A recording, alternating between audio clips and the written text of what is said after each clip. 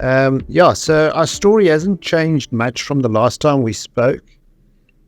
Just in general, when we think of the world, with the exception of the US stock market, mainly the NASDAQ related stocks, we think in general most asset classes look interesting, fairly valued to even very cheap.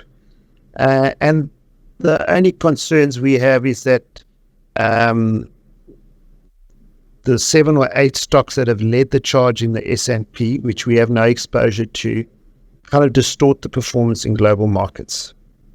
The other big thing is, for the first time, we are able to invest in fixed assets of fixed interest nature, where we are getting real yields all over the world. And I think we are a little bit different in that view. We think rates will be higher for longer, in the sense that the whole world, including companies that we invest in, are all talking about when rate cuts happen.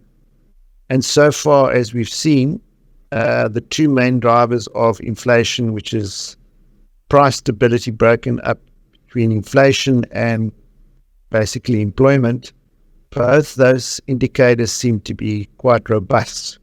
Yesterday's inflation number was a little bit higher than people expected in the States. And as we've seen some of the employment numbers in the States, that economy is still going quite strong. But as my one colleague put, they are itching to cut rates, the Federal Reserve Bank, and any reason that they can use, they will. But at the moment, it's going against them because things are not that bad. Obviously, when you talk non-financial markets, there's a lot of uncertainty in the world. There's no shortage. And some of the commodities like oil or energy are reflecting this uncertainty in the Middle East. Ukraine has got a lot of potential to blow up in our face again. And then thirdly, the fight between countries like China and the US and their allies, say Japan and Australia in the Asia Pacific, is always a gentle reminder that there could be another tiff. So there's lots of uncertainty there. As we've said before, this year I think it's the most elections in a long time where there'll be changing governments from our own country to the US. And the politics in the UK doesn't look great either. It's only Europe that seems to predictably bump along. And I think what is a lesson to all of us, there are 4 countries at the moment in the EU that are doing well: Portugal, Spain, Greece, and Ireland. And these were countries in 2015 that did really badly. And they've taken the medicine and things have come through. So it would not surprise me that we are, as a country, or somewhere where the Greeks and the Irish were 2015. We had a lot of fiscal constraints and no growth in the economy. And confidence is the major driver of stock markets and investment in assets and all that. So I'll kick off. We can go into the performance slides. And then once we've just chatted a bit about that, we'll just break it down into what detracted and what contributed to our performance, how the funds are positioned, and where most of our activity is. So the performance, I would say, over all periods has been satisfactory. As you know, we are benchmark agnostic, and we take a very long-term view on trying to achieve our objectives. And I think if we are certainly 6% above inflation, we'll be very happy as an investor over 30 years. You basically grow in somewhere between 11 and 15% in South Africa. And we've got off to a quiet start this year. I think we're flat or 1%. But we had a little bit of a good start to April on all fronts. And the weak interest rate environment, those rising rates, has given us opportunity to gently add to all fixed interest assets. Talk about just now. And that's just the performance graph differently. I think what's important about this graph is not the fact that we've beaten CPI plus 5, but we are quite happy to entertain long periods of so-called underperformance. And that doesn't bother us, because ultimately the earnings come through, they drive the assets up, and we recover a lot of lost ground. So where did the performance come from the last year?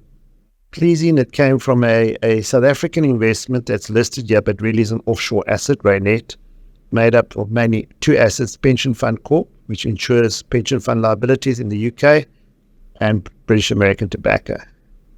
Berkshire, which has been in the fund since inception, and one that we've never sold, did very, very well for us. It's close to over 900 billion market cap at the moment. Ruby was one that we've been patiently holding on to. It's a French company operating in the energy space, mainly in, you'll know, there's Easy Gas in South Africa. And we were very fortunate that when we started buying, it was around $30, and we were able to buy it all the way down to 22. It's now 34 euros, and we've had some significant new investors join us, which is quite pleasing. BBW came out of VS, Victoria's Secrets. And then Jumbo, another stalwart, a Greek retailer that has been with us for many, many years. On the negative side, Melco, a Casino Macau, Dagan, our analyst, is going over next week. It'll be quite interesting to see what he says to feedback, but that's been a very disappointing investment, primarily because COVID, the policy that the Chinese government followed, they were locked down for 3 years, and we always thought they would be locked down for a year. The company itself has done well, but not the environment. St. James is a new investment. We're a bit too early in there, and we've had a bit of bad luck in going into early, but we continue to add to that position. Sabre, the jury's still out there for us. It's a reservation systems company that came out of private equity. Management have talked it down quite a lot. We're not quite sure why. We haven't sold, and we're starting to recover quite nicely what we lost. VS, in a similar vein, management have talked down the numbers, and as you know, in the States, any hint of slowdown in turnover growth, they hit you very, very hard. And TC is a volatile share, Transaction Capital. We're very pleased. They listed We Buy Cars today, and we've already up 10% on that investment. So we expect TC to come back. So out of all these negative contributors, I guess the one that we're really interested in is Melco. Seen differently, I think what's important about this slide is, compared to the competitors in our space, we have the most South African exposure. Most fund managers in South Africa have gone offshore. The true offshore equity exposure is closer to 60%, because Renette is seen as a South African investment, but in truth should be seen as a foreign investment. And then we've got our cash offshore. And as I said, we've been buying 1 year paper. 2 days ago, we bought Colorado dollars at 5% plus.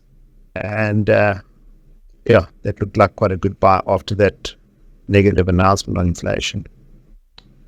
Seen differently, we're a little bit more focused in terms of what we bought. Mainly, you'll see when we'll look at where we've added, taken money away from, it's mainly gone into our global fund, and that was quite good timing because it was at the bottom of its performance. So the action, Dollar General, which is a retailer in the States, it's a new one. We've got off to quite a good start. It's a discount retailer there that, it used to be you could have $1 and buy something. But what is interesting, you've got companies like Netcare, Supergroup, and Remgro. These are South African companies. So most of the action is going into South Africa, if you add the bonds as well. On the exits, that's the sales that we've had. What is very pleasing, with all those sales, we were close up between 80 and 100% on what we sold. So we're very happy with our sales, and that worked out well. As I said, this is just a different way of looking at what we've added to. It's mainly the global fund, BAT, because it's a high dividend yield, as well as the announcement now the company will be buying back 700 billion pounds of stock a year with the partial sale of its interest in India. little bit more conservative companies like Coca-Cola, and Anheuser-Busch, you'll know, is a beer company here in the States. And TC we did add, it got down to the low fours, I think, which has turned out to be a very good investment for us. And the rest you'll know, these sorts of stocks that so basically we've added more to the portfolio, and where we've lightened, net, it was 10% of the fund, we took it down to 8%. On Spirit, we were fortunate that we made good money on Spirit, and I decided to reduce it when there was a bit of positive news. I still think that's a troubled company, and probably will not exist in a year's time in the fund. Soho was a South African casino. We preferred to buy other assets in South Africa with that money, mainly bonds at between 9 and 11%, as well as Supergroup, Remgro, and Netcare. And Berkshire was just a small lightning. And BBW was quite a big position, and we also went to $50 from about $25. So that's the fund itself.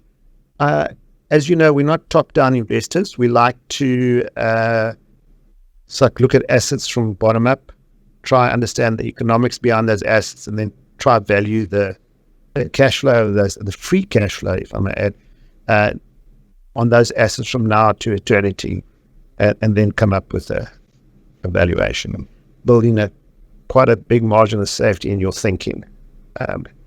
So on any measure, South African assets are cheap and have never been this cheap, and much better run companies today than ever before.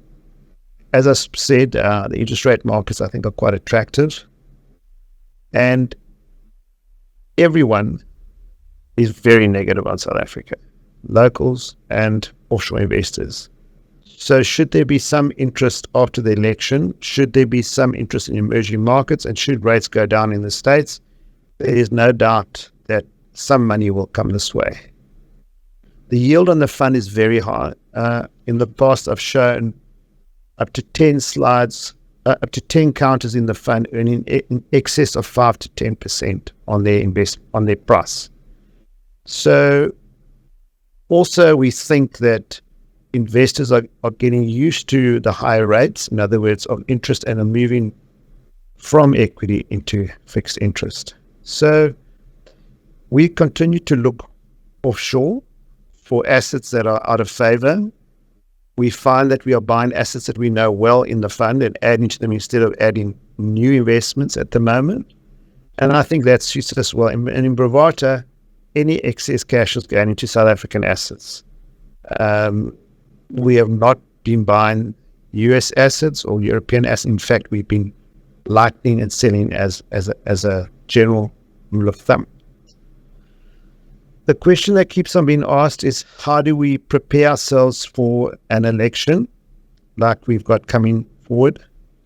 Let me take you back to when I started managing money in 1993 for Cyprus, which was a subsidiary of Nedbank. So I started my career in the offices that you work today in Strand Street there.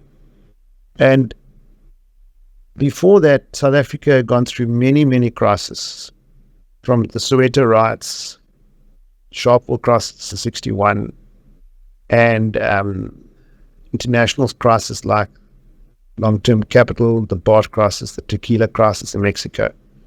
But South Africa, the last 10 years, has been suffering from huge confidence, certainty, and corruption fears.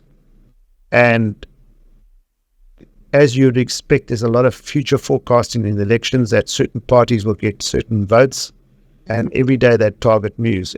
6 months ago, Mr. Zuma and his company, his political party, MK, wasn't considered, and now it's been considered. The EFF was seen as a threat. So it's a moving target. We're a young country, and we can see this uncertainty right across all asset classes. Even the property market in Cape Town, people are selling expensive homes for a lot lower, say in the 15 to 30 million rand market. Those are people that are not worried about finances, but more future expectations. So we think that the assets we own will prevail and that we'll get through this election. Hopefully, we don't know what is a good outcome. In other words, the ANC gets 30% or just under 50%. I don't know who they make coalitions with and at what level. But there's a lot of positive things that are happening in our country. One doesn't talk about Eskom anymore. It seems, although much slower, Transnet is slowly getting its act together. Government can't keep on looking after assets like SAA, even though they say they're going on. So it doesn't take much to move our needle here, to give us confidence. And I expect that if we're wrong and things are tough, it will still remain the same. But if we should have slightly positive news, the door is very, very small and you'll wish you own South African assets. So we think we've got optionality. In other words, go sideways or go up. I don't think we're going to go down.